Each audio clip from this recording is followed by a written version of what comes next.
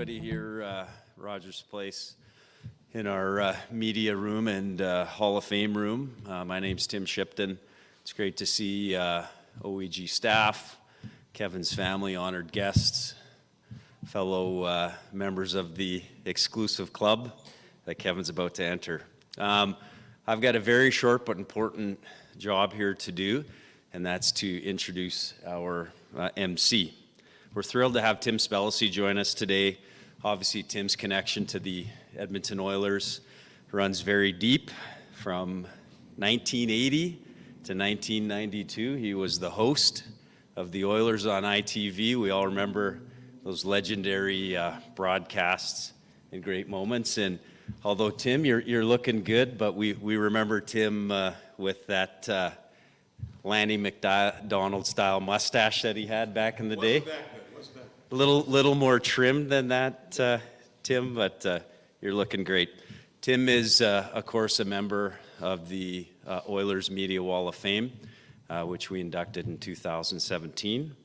Retired in 2017 after a 42-year career in the Edmonton and Canadian media scene. This guy is also a big community and humanitarian leader through his role with Covenant Health and the Pilgrims Hospice, and just an all-around good guy. So I'm going to turn it over to Tim Spellacy.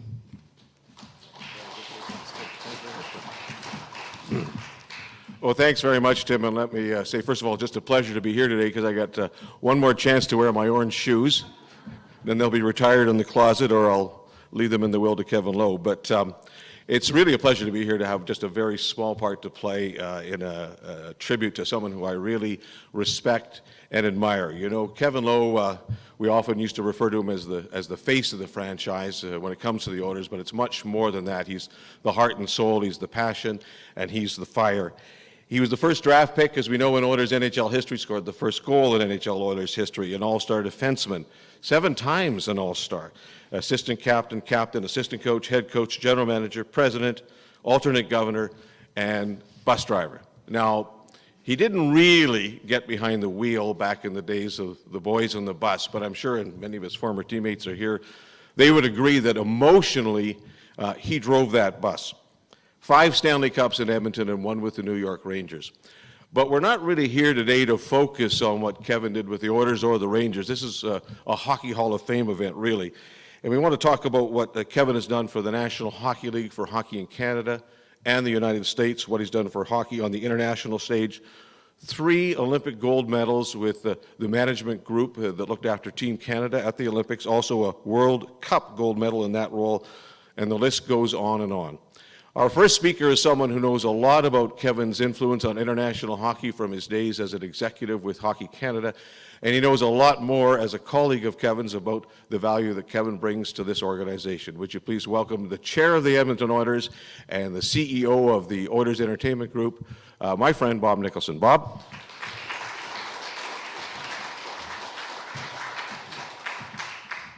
Thanks a lot, Tim, and it's great to be here. And Kevin, I'm not sure what else we can say about you. You know, there's been so much said, but the Oilers organization, you know, as a player, as a coach, as a general manager, as a vice chair, you've done it all. But what you've done for the city is very, very special. And, you know, today is a start of what's going to happen on November 15th in the Hockey Hall of Fame. And I look back at when you were such a key part of building this building. And I was fortunate to come in and we said, hey, we got to do something different with this area. And we built this as a Hockey Hall of Fame. It was an easy negotiation with Lanny McDonald and his group to have the first satellite Hockey Hall of Fame outside of Toronto. And that's where we are today. And you know, to be able to do this, to put your plaque up here is really special. It's special to have Lanny McDonald here to do it with you. And, you know, all your teammates, they said it last night. You were the glue to all of it, Kevin. 6 Stanley Cups just separates you and 2 other your teammates from everyone else. But thank you from the city, Kevin, for what you've done. Lanny, come on up here. We got a special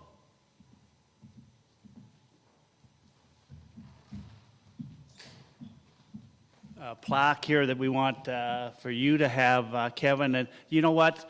Do this. No, we're going to have Lanny speak, and then we want the whole family to come and unveil the plaque. Is that okay, Lanny? Are we allowed to do that? You're allowed. Okay. First of all, it is an absolute honor and a pleasure to be here today to not only honor Kevin, but to honor his entire family.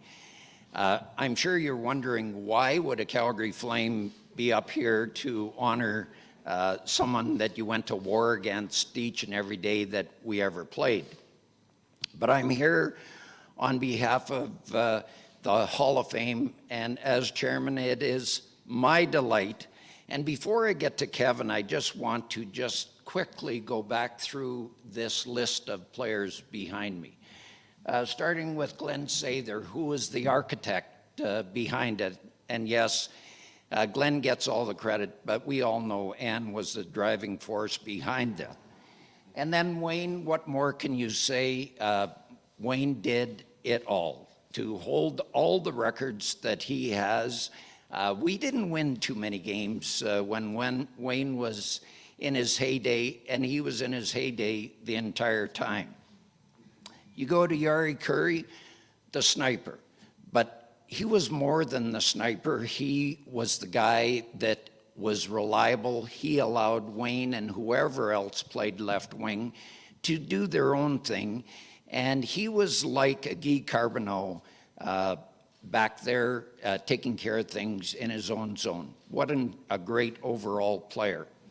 And you go to Grant Fuhr. Well, we had so many battles against Grant, and even though we might have scored 2 or 3 on him, he would slam the door in the third period, and you knew that's why he was the guy that everyone wanted in net, especially when you're playing international hockey or for the Oilers in the playoffs. And you go to Paul. Well, we had a rule in Calgary. If Paul got at least 10 feet out from behind the net, it was too late. Retreat, retreat, retreat. He was past you already, and good things happened when Paul had the puck and was headed up ice. And then you go to the Moose. Oh, Mark, sorry. He was one of those guys that everyone feared to play against. He could hurt you with scoring goals. He could hurt you with the great pass. But when he hit you, he hurt you. And that was one of the guys I feared, along with Brian Trottier, the most in the game. And then you go to Glenn Anderson. What more can you say about Glenn? Leading, I believe, all-time scorer in the playoffs. He holds so many records. Mike Vernon absolutely hated him because when he drove to the net, Mike knew he was either going to score, and if he didn't, he was going to run over him. So why do I talk about all these people before I talk about Kevin? Well, it's very simple. Kevin made every one of those players better than they ever were before. The attitude and enthusiasm that he brought to the game each and every day was remarkable. And when you have a defensive defenseman like Kevin, and I'm saying that in jest, because think about this, a defensive defenseman that was a plus 264 in his career. That's not supposed to happen when you play against the other team's best. But that's what he was. And I know for a fact he scored so many big goals against us in Calgary and so many other teams, and everyone would look up and say, what the hell is he doing up ice? He's supposed to be a defensive defenseman. Well, that was Kevin. When the game needed to be changed around, he was the guy that made the big block. He was the guy that ran somebody, mostly me, in the corner. And he was the guy that grabbed the puck and charged up ice. Defensive defenseman? I don't think so. When you look at the stats, and he scored just about 500 goals, 500 points as a defenseman, that's a Hall of Fame career, and that's why we're here today.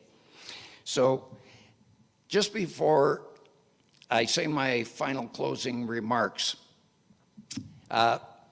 we all want to say thank you to Kevin as an alumni, and to Devon, and to Carly, and to Darby, and to Devon.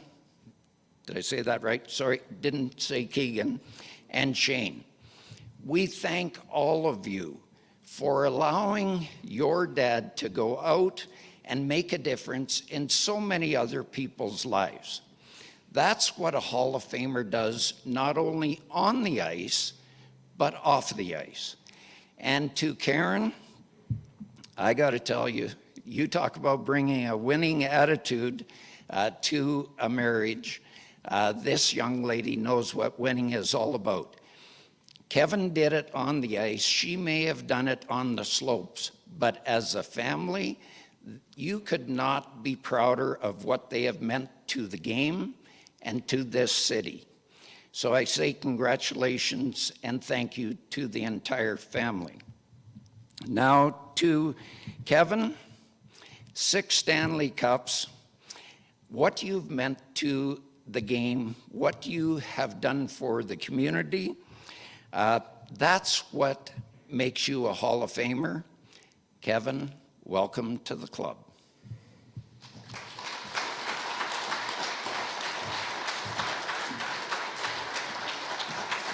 Thanks very much, Lanny. And before Kevin speaks, we'd, as Bob mentioned, members of the Lowe family, and also all the Hall of Famers that are here, Kevin's teammates, coaches that are here, come up, please, so this plaque can be unveiled. So come on up. Yari, Paul, Mess, Glenn, and Glenn, family, please step forward. I think we're going to do this right back over here. Okay.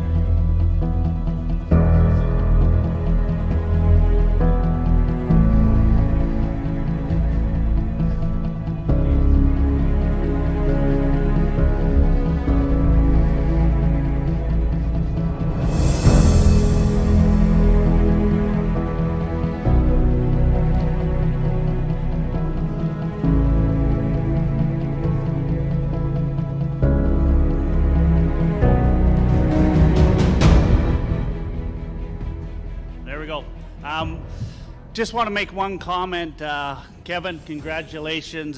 This is unbelievable for the city of Edmonton, for the Oilers, and for your family. This is the last, from now on, in this area of the arena, only Hockey Hall of Fame players will raise their number.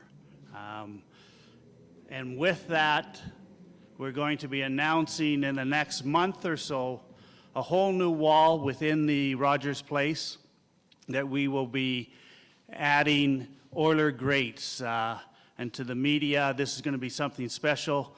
But for the area of the arena where this number goes up, you have to be a Hall of Famer. So, Kevin, congratulations to the group.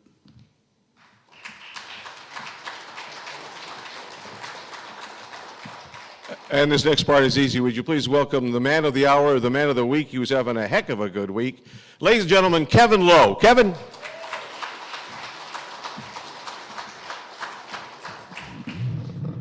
Thank you, Tim, and it's so great to have you here. And good thinking on Tim Shipton's part to bring you in, because you're a big part of those years and you're a great member of the community. And like a lot of the media in those days, not to say that it doesn't happen now, but you know, it was us against the world, and by and large, the media traveled with the team, and you know, we had really close relationships. A little harder to do these days, I know, but Tim was we had a lot of fun, a lot of days sitting in hotel lobbies having the odd beer when things went well, and a lot of great memories. Lanny, thank you so much. I mean, you're a class act. You always have been, even though we had our moments on the ice.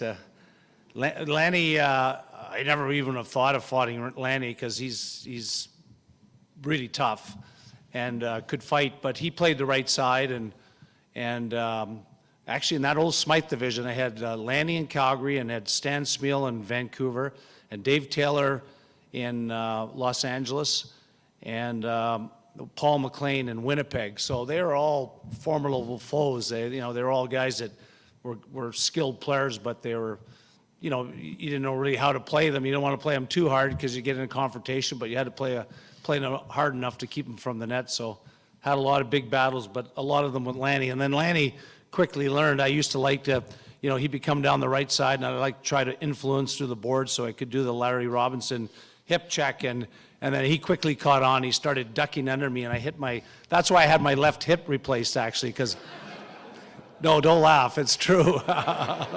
All the times missing you, and so you're at fault, but thank you. I've, known you and your wife, Ardell, are wonderful people, and really, when I got the call from you, was that like a few years ago or something? Anyhow, I was cutting the lawn in Edmonton, and it was, I'll have that memory forever, the feeling I had, because I'm sure many of you heard the story, but I was cutting the lawn, kind of knew that the Hall of Fame voting was going on, but I had really never paid attention, and the phone vibrated in my pocket, and stopped and looked at it, and it was Lanny's number, and I thought, Lanny, that's strange, why would Lanny be phoning?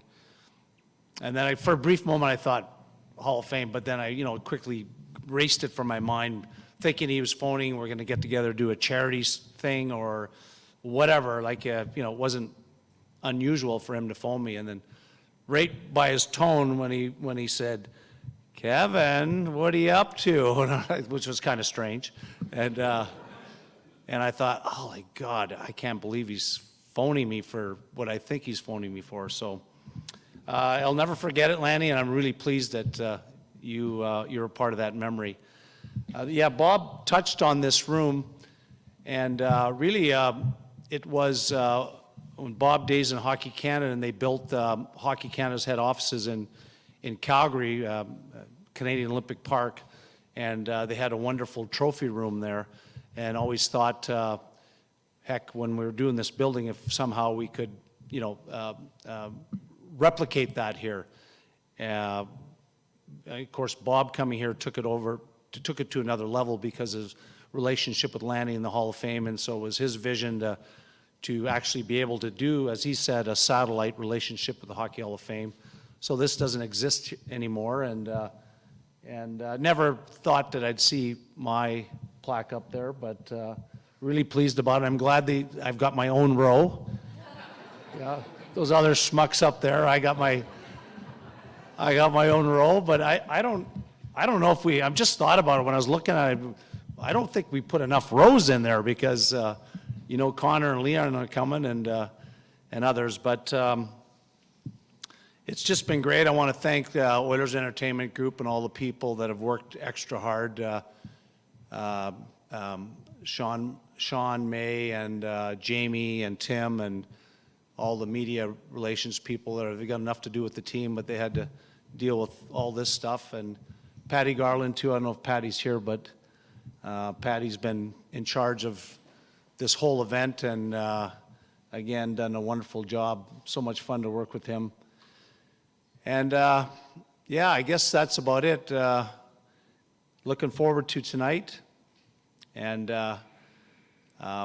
you're not supposed to really, like, things have really changed in media because you're not supposed to clap at a media conference. And the person sitting up front here to my right, Bill Twilley, will remind you of that. It's unethical or as taboo to clap at a media conference, but things have really got out of whack, Bill, so you could never handle it anymore. And for the members of the media that maybe weren't at the event last night, it was a great event, and so it was wonderful to hear some of the things said, wonderful to hear my teammates up there, and but also great to see so many alumni. I think Patty said we had about 45 alumni there, and we've never had that many, other than the last game at the Coliseum when we invited every alumni. But we're really doing our best to really bring the Oiler family together. But I want to particularly mention Barry Fraser up front here to the members of the media. I met Barry when he drafted me in 1979 and forged a relationship. The architect really along with Glenn, but I mean it was Barry's decisions on what players and Glenn mentioned that last night on what players they're going to choose. There were some great stories about Fierzy having a couple bad games and Glenn saying, "We're not drafting that guy, he's no good," and Barry said, no, we're going to draft that guy. But I do, so I'm complimenting Barry, but I also, a little bit of a side note. So the first year of the Oilers, the list was clearly that they had, Kevin Lowe first on their list, and then Mark Messier second, and Glenn Anderson third. So, I mean, he's recognized for, being a genius in scouting, but he had it all messed up. But somehow it worked out, Barry, and I'm really glad you're here today. So that's all I have to say. I really want to thank the Oilers again. It's we've been blessed, taking great care of my family and friends, and really looking forward to tonight. Thank you.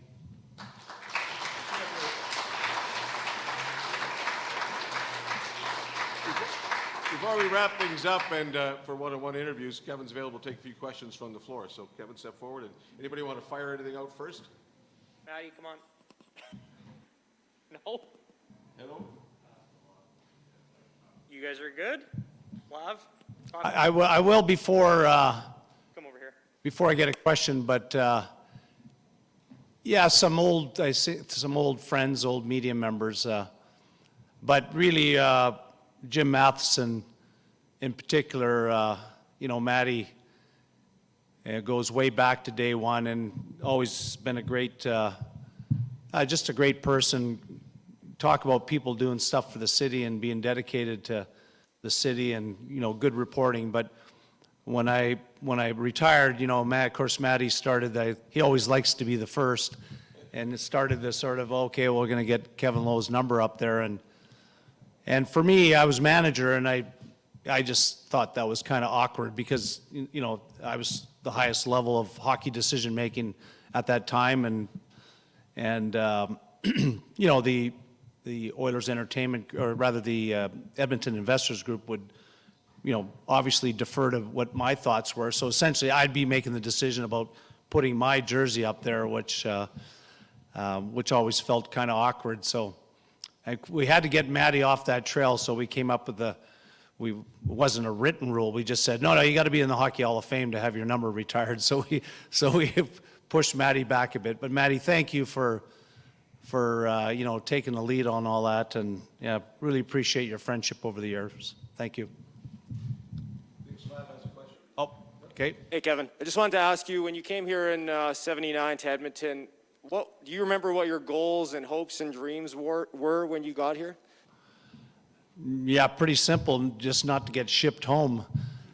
No goals at all, really. I was saying last night, I'd never been further west than London, Ontario, and the only reason why I'd been in London, Ontario was to play in a hockey tournament. And, came here not knowing much. I knew I had a contract, although I hadn't signed it yet, physically signed it. I think it was Bruce McGregor who met me at the hotel and actually gave me my signing bonus, which was a whole nother story. And I actually signed the contract and thought, well, that's a good thing, but that's a bunch of money. That doesn't say anything, And then getting into rookie camp and being overwhelmed at how good the rookies were and thinking, wow, I don't see myself standing out here. And then, actually, interesting enough, getting the main camp and things seemed to slow down a bit. Could have been due to the vets being out of shape, but started to feel a little more comfortable. And then, never had any goals. Really, just essentially to try to stay in the NHL and play games in the NHL, just one day at a time, never looking any further ahead than the next day. And you're regarded as a player who is a great leader and very competitive. Are those two qualities something that you developed through your career, or do you feel like you're a guy who came in here and was competitive right off the bat and had some leadership qualities? Well, I was, throughout my hockey career, I was, I think, captain on every team I played for, but that was my father. Was quite instrumental in minor hockey in my hometown of Lachute, and he was a leader in most regards. His family did a lot for community sport, baseball and hockey. And I had great mentorship, great leadership, great role models within my family. And then when I went to Quebec City, my first captain was Mario Marois, my defense partner. We sat beside each other in the dressing room and, observed him. He went on to have a very good NHL career. And then coming here, certainly not taking any leadership roles initially because, you're always best served to sit back and observe and learn from the veterans. And we had great veterans. Lee Fogelin, Al Hamilton was here, although he was, injured a little bit. Colin Campbell was here, Ron Chipperfield, Blair McDonald, Brett Callaghan. I mean, the list goes on and on. Those are all class guys. And then also just, in that first year, knowing more about the city, we hung around the Eskimos a little bit, Dave Cutler and Tom Wilkinson and Warren Moon and Kepley and Neil Lumsden, and those guys were winners. They were champions, and we it's not like we hung around lots, but we had time to be around them and saw how winners conduct themselves. And then as the older guys started to leave the team and the younger guys had to step up and take the leadership role, we were, well ready to take that responsibility. Last one for me, just not every professional athlete has an opportunity to be honored in this way in front of your children who are now adults. Can you just kind of speak to what it means to you to have your family here and your kids are all grown up now and get a chance to see this? It's so much, and again, not assuming that I was ever going to get in the Hall of Fame, but since it's happened this way, it's the best because the children always say they're not children anymore; they're adults, and a lot of fun for them. We as kids, as they were children and I was working, I never brought hockey home very much at all. In fact, we didn't even have the games on much in our house. I would sneak away to a room and try to watch. I didn't want to inundate them with, what was going on in our world, but so that they could just, grow up and try to live as normal life as possible. Karen provided that there. And then as the years more in my management days, they got to go to the Olympics and really see and really became, big hockey fans. And of course, they love the Oilers now. And I love the fact that they love going to the games, and whether I have anything to do with it or not. So, but the fact that where they are now in terms of their life, it's really cool to have them. We got one grandchild here, another one on the way, and look forward to them being able to look up to their grandfather as a NHL Hockey Hall of Famer. Thank you. Good? Sean, anybody else? Okay. Oh, one back there. One back there. Sorry, Kev. No problem. We got nowhere to go. Yeah, congratulations. Thanks. I just want to ask you, you look at that wall, you have 7 Hall of Famers on those teams with Glenn. Was there a point when you were playing at the time, you always say that you don't realize it in the moment and you kind of look back after, but was there a point where you guys said, we're onto something really special here, guys, and we can do something that's, never been done before? Yeah, it's a good question. I can't recall exactly, but I know there was a time, Derek, that, when we're heading towards a third cup, now you're getting into legendary stuff, right? And we definitely talked about it. I mean, it wasn't our motivation for that, but it's a byproduct of having success and then going on to win the 4th. The Islanders had won 4 in a row, and the Canadians 4 and 5 in a row, and so 4 in 5 years was pretty good.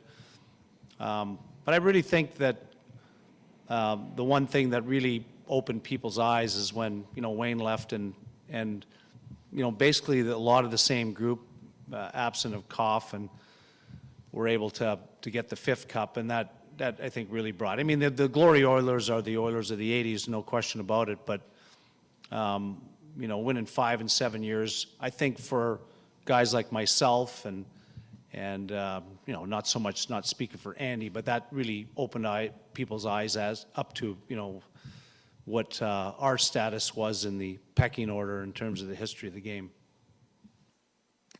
I apologize for switching the conversation to your time in New York, but where does that 1994 Cup run with the Rangers rank for you in your career? Yeah, no apologies needed. It was such a wonderful time. I think how fortunate I was. I really didn't want to leave. Glenn was being a stickler in contract, and everybody, all my teammates had, all the guys that from the Glory years had gone. So it just seemed like time. I mean, the Rangers offered me twice the money that the Oilers were willing to offer me, so for starters. But of course, Mark being there was the real emphasis. And it was such a wonderful hockey I'll talk about, but just the whole experience of going to New York City and living in New York City and experiencing that. Our oldest daughter, who's here, was 2 years old, and our son was born there. And then the challenges of winning a cup in New York. They'd gone 54 years without winning a cup. So that was big motivation. I didn't know the first game we went to play in Long Island when the fans were chanting 1940. I was asking the guys, what the hell are they talking about? And I was like, well, that's the last time the Rangers won the cup. I said, that's crazy. And then Mark, quickly realizing that Mark was possessed, with winning a cup there. And all of us that went there, Craig McTavish came later, Essa, we just like to win, but we really wanted to win for Mark. And I remember Mark said, we've got to exercise the demons here. For some reason, there's some demons around, and we're going to have to be up to our absolute best. And we did it. The parade, the ticker tape parade was, they said 1 million people or something, and it's number 2 for sure for me the first is always the best, but that one was, given my age and relationship with Mark and some of the other guys and going there and doing it, it was a nice feather in our cap. Oui, Kevin, je voudrais savoir, c'est quoi tes émotions depuis hier avec le build-up qui précède pour ce soir, là, la soirée d'hier, la plaque aujourd'hui, donc les émotions que tu vis? Oui, beaucoup d'émotions. Hier soir, on avait une bonne soirée, puis beaucoup d'histoires avec mes coéquipiers, mais ce soir va être quelque chose encore plus haut. Puis j'ai bien content que ma famille ici, mes anciens coéquipiers, puis j'espère qu'on va avoir un peu de fun, mais aussi que les Oilers vont gagner ce soir. C'est spécial d'avoir le chandail. Qu'est-ce que ça représente d'avoir la plaque derrière aussi? D'avoir la plaque derrière sur le mur, qu'est-ce que ça représente pour... J'aimerais penser que ce jour viendra, mais très fier d'être en la même, pas la même ligne, mais dans la même chambre que mes anciens coéquipiers. C'est vraiment les grandes vedettes de la Ligue nationale. Je pense que je suis en bas de ces joueurs, mais de toute façon, je suis bien content d'être avec ces joueurs. No problem. Thanks, Kevin. Good job. Yeah, I know, you left me hanging. Give me that, yeah. Actually, it was Kevin mentioned a couple of names. You overlapped me. You stole my thunder, but I wanted to mention as well. Great to see Bill and Barry and a whole bunch of my former media colleagues here today, especially Jim Matheson, who's also a member of the Hockey Hall of Fame in the media division. Unlike me, because I'm not in the media division of the Hockey Hall of Fame, and unlike me, Jim still has a job with the Edmonton Journal, and he's working very hard, doing a great job. And a final note today is really all about hockey, but as Bob alluded to, and Lanny as well, we must mention how much work Kevin and Karen and the Lowe family have done in this community, how much it's spent. Some of it's been very high profile, but a lot of it has not been made very public. And quite simply put, Kevin and Karen and the Lowe family make this city a better place to live, and they have for decades, and that's really important. So Kevin, thanks for that, and thanks for your friendship. It's much appreciated. Good afternoon, everyone. Thank you.